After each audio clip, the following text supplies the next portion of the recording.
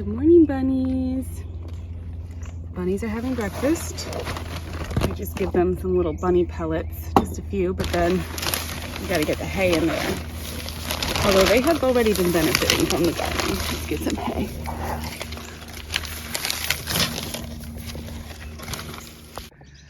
The container garden is looking lovely this morning. I noticed the clematis just opened another bloom. And I still have the Amazonia here. I need to go plant that out, but it had a couple flowers left. So I figured we just enjoy every last flower up here on the container garden. And I will probably come out and water this garden. We're supposed to get rain tonight, but I try to really keep an eye on containers and not let them dry out. If you let a container really get too dry, even one time, it can really be hard on the plants. So I try to really come out here and even give everything a little water every day. Like this pot looks a little dry to me. Although that Angelonia is so pretty. And I'm loving all the new flowers out here. It's a really beautiful, cool morning. The garden is still looking pretty empty, but there's a few more green things in there. It's early still. I'm not quite ready for the day, but it's also my birthday morning today. So I'm taking a little extra time to enjoy the morning. I'm absolutely loving the routine of coming out and feeding the bunnies in the morning. If you've been around here a while, you might know that riding horses is actually my kind of first job and first love and other passion other than bunnies. And I don't have a horse at my property, and I don't work with horses, although I still ride. I don't work with horses anymore, but there's something about that routine of getting up early and getting out when it's still cool like this. And this was just the bunnies' water, and feeding animals hay in the morning. That's it's just a rhythm of my life that I've had for so long. And so there's something really soothing about it. Even if I'm feeding much smaller quantities to much smaller little animals, it's still it brings up the same sort of feeling and routine somehow. I don't know if that makes sense, but it makes me really happy in the morning. So I'm gonna go hang out with the girls and drink some coffee, because that's the first step in the morning. This is my little coffee spot, and I can see the bunnies in there having breakfast while I drink my coffee. It's absolutely the best. I should give you a little update. I have elephant ears growing inside, and look, they've sprouted. And also the indoor not pumpkins, why did I say pumpkins? The indoor tomatoes are actually starting to put on some flowers. They're growing super well in here, just right on the windowsill. And of course we have the bay leaf here too. And I definitely want to add a few more indoor edibles as the years go on. All right, I'm walking out to the garden and checking very carefully. The tomatoes are all still there. Phew, because I forgot to close the garden gate last night. Oh my goodness, oh, the raspberries are looking good. This is so exciting. Look at those potatoes too. Aren't they growing so much? And everything, I'm gonna have to take you in there and show you, everything is sprouting. Like you can see we've got some little squash in there coming up. The potatoes are looking good. But yeah, I forgot to close the garden gate. I think that using the netting for the gate, it's just it's not a good practical choice. So I am definitely, I think even today I might go pop by I don't know, a big box store and try to see if I can find some kind of a little garden gate. I don't know if they would jump over the single 3-foot section of gate, but I could even tie something over I don't know. I'm gonna have to figure out something. I'm also carrying out to the garden this though. So I'm gonna put it right here by the garden arch. I'm not sure which side I wanna grow it on, but this is a John Davis Road. It is a super fragrant flowering, late spring to fall blooming, beautiful rose. Gets about 6 feet tall and 6 feet high. So I'm going to grow it on one side of the arbor, so it'll produce a ton of beautiful blooms, and I can still grow if I want to grow a tomato on the other side or something on the other side. But I just thought that color, that beautiful pink color, would be so pretty here on the arch, and just add a little bit. I've got a lot of, not a lot, but I want to have a lot of flowers in this garden as well as the produce, if I can figure it out with the space, because that phlox right there, the yarrow, I look at it so much from my windows and I absolutely love it. It really adds every day. It adds to my life. So I thought this would be fun. I love this pink color. One of my first gardens, I bought like a bubblegum pink petunia and I loved it. It was great. So, you know, in kind of like an homage to that, we're gonna do the pink rose. I think it's gonna be absolutely lovely and beautiful on the arch. And I'm gonna go stick this, you know, fence back together. Oh my gosh. I don't think the deer are gonna come out during the day, but I gotta get in the habit of putting this up. If I have one like 3-foot garden fence, are the deer gonna find that one 3-foot fence and jump over? If you're a gardener in a deer area, let me know what you think. I kind of think they will, right? Like, I guess I could put a string over the top, or I could put like a second gate in maybe, or just something that blocks it so it's not as easy for them to like, they don't want to jump in. I mean, the arbor's right there, so would they jump like between the arbor and over the gate? I mean, right, they would, right? I feel like that would be doable for them if they wanted to. The deer are pretty bold here, but I'm not quite sure, you know, what they're gonna attempt. But I need a gate that's easier to close, because fiddling with that pole and like moving it back and forth is just it's kind of tricky. What I may do is I have some like bamboo stakes, and so if I really can't find a good gate, I may just go ahead and grab some bamboo stakes, one of the bamboo stakes I have, and like use that as like the gate instead. We'll see, but I figured I'd better you know, we're off to run some errands, but I figured I better close that just in case there's a deer running around during the day this morning. But I'll go back. There's so much sprouting in the garden, so I'll make sure to show you all that soon. All right. It's still morning, but baby girl and I just went to just stopped by the store and got a few pepper plants and a couple herbs, and I thought I'd share with you what I picked up. I just went to the box store, so these are not too many crazy varieties, but some just good, you know, just like good classics. So I got a better bell, which already has, like, look at this, all these blooms on it. I don't know why my pepper seedlings just do not look, I'll show you the ones I started from seed. They don't look as robust as even the plants that I started, that I have like up in the containers. So it's really nice to see these just really robust, happy, healthy plants. So these are some better bell 4, just like a bell pepper, because my daughters eat a lot of bell peppers. I went all sweet peppers because they're really the ones that eat them, and we're going to be doing a lot of fresh eating out of the garden, hopefully. I have a mini bell, which is like a little gypsy pepper, which should be a very prolific variety. I have grown gypsy peppers in the past. I've grown some in my like in my container gardens before. They've been a really good one, so that's why I just wanted to get another one. Then I've got over here, this is a Fresh Bites orange, another little like snack pepper, just a sweet pepper.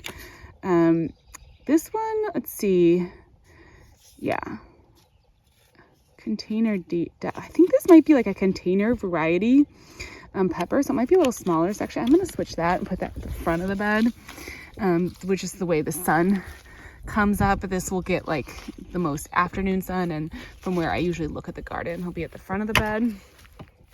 Then I have another, I think I got another gypsy pepper. Yep, another gypsy. This is one of my seedlings that is just not thriving, and this is what we're replacing. That was supposed to be a gold Marconi, and it's just not thriving, so I'm just replacing them. I did get a giant red Marconi, so that will be kind of a replacement for that. And I'm going to get these planted in eventually. Probably not when I have little girly girl out here with me, because it makes it a little bit hard. But this bed, I have a really pretty, and this is a datura flower, so that will be a pretty white flower.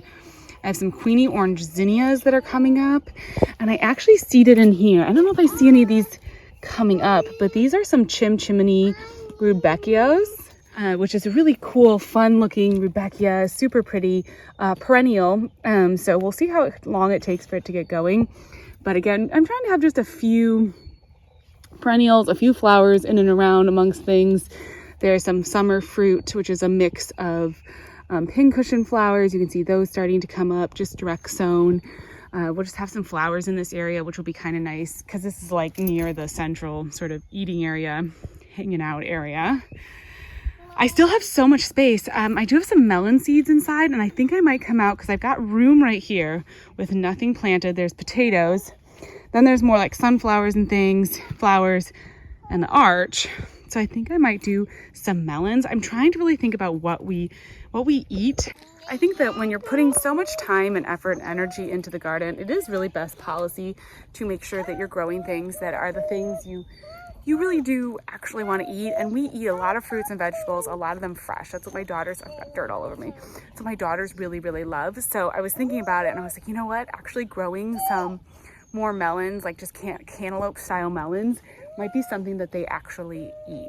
So I'm probably gonna seed some of those. They didn't have any starts, and it didn't even make sense with something like that to do starts. So we're just gonna go straight with from seed, and it's still early May. Still plenty. I did grab another eggplant because again, my eggplants are just like not looking good. I have all these peppers that I started, you know, these are the ones I started from seed. They just look terrible.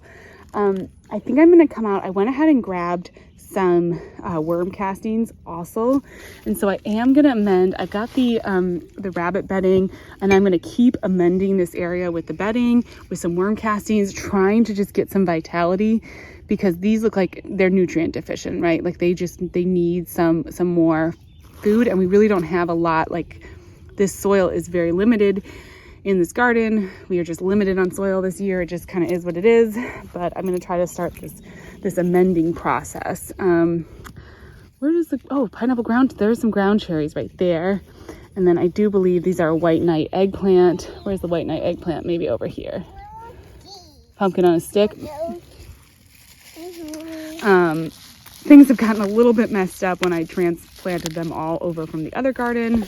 But you know, it's just like, you just do the best you can, amend, and then it's sometimes nice to get some, like just some big starts in. And I think there's nothing wrong with just getting some garden center starts. So I did grab another eggplant. This is a big old floppy eggplant. It's an early midnight. It's just a classic kind of eggplant variety. Nothing particularly special about that, just the big old classic purple eggplant. But that should be, you know, it'll be just nice to have some of those things in the garden. And then I grabbed like some sage, a nice big garden sage, which is gonna go over here in the herb bed. So here is some garden sage, and then I got a Genovese basil and an emerald tower basil. So that'll be awesome too, to have some big basil plants. And gosh, these smell amazing. I think they're gonna be really happy right here in the front of the garden, where they just get tons and tons of sun. Oh, there's a bunch of little bugs hanging out. But they're gonna get a ton of sun here. I have seeded like all kinds of different herb seeds. So you can see like there's some chives, there's some echinacea seeded in here, but nothing has been coming up really, and so I'm not really worrying about it. It's just a meadow of seeds, that will be fine. I'm not going to be upset with that at all. That will be cool too. So we're just gonna kind of like see what happens with all of that. It is evening now, and in another very lovely birthday gift from the sky, we've been having a really just beautiful, like gentle spring rain this afternoon, which is just what the garden needs. Just that perfect little light, you know, kind of warm rain. I'm gonna get out here. There's a little break in the rain. I think we might get a little bit more tonight, but probably not too much more. But I'm gonna get out here tonight and plant those plants that I got from the store today, just to make sure I get them into the ground. I'm thinking about possibly planting some other seeds. We'll kind of see how this goes. I think I'm at least just going to try to get that rose in the ground and get the peppers in the ground, and the eggplant and everything, and kind of try to figure out a layout for the herb garden. I don't really have a good plan for it right now, but I may just go ahead and get those things in the soil, especially when it's kind of a rainy evening. We're gonna have some rain over the night, so it's like perfect for these plants settling in. So I feel like I just have to take advantage of that and go ahead and put them in the ground. And even if they're not in the perfect location, like as far as the herb garden goes.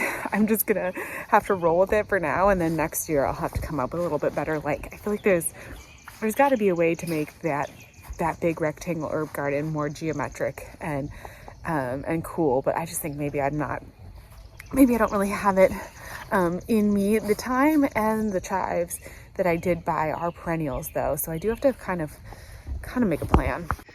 They're gonna spread as you know, chives and thyme will do. So probably on the edges is easiest. I did seed a few flowers along the front. I think I'm gonna put the chives in the corner here. I think I seeded some in the corner already anyways, so that will be nice, and they'll bloom, you know, as the years go on, they'll bloom. And I actually use chives a lot, so a really nice accessible spot like right here is probably best. And then the parsley too, I use that all the time. There's some summer savory that's coming up right there, so I'll let that do its thing, and then maybe the thyme in the corner, and then we'll just do the basil on the other side. I feel like I should vary it up a little bit more, but again, I just kind of can't quite come up with what that would look like. So we're just gonna go with this and get it all in the ground.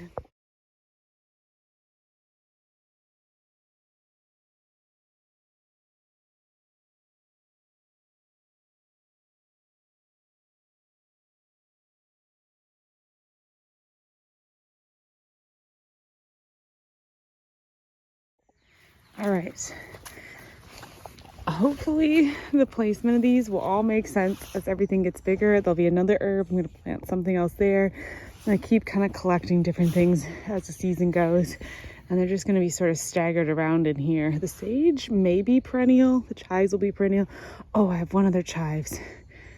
So I might actually plant the other chives up here toward the, well, I'm going to plant the other chives back over there. So we've got chives on each side. Okay, better do that quick. All right, now we have the row of peppers. I just noticed on this guy, this is the little,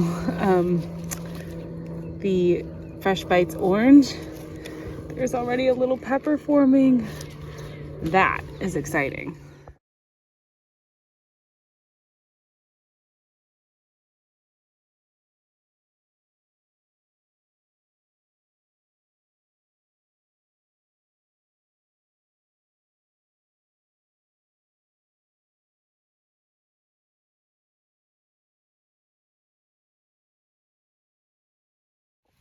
Well, the stake that I had for the eggplant, my little bamboo stake, kind of broke.